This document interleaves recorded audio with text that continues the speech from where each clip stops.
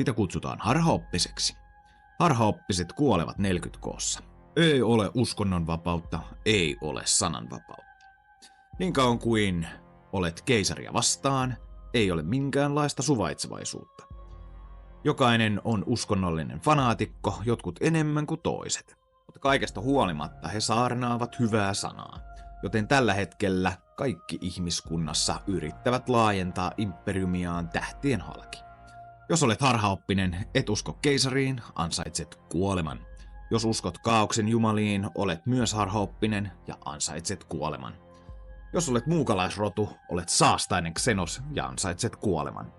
Niin kauan kuin murhat jatkuvat ja ihmiskunta laajenee, ihmiskunnan imperiumi on erittäin onnellinen. Imperiumin suurin taisteluvoima on kuitenkin meidän ensimmäinen ryhmittymämme, josta keskustellaan.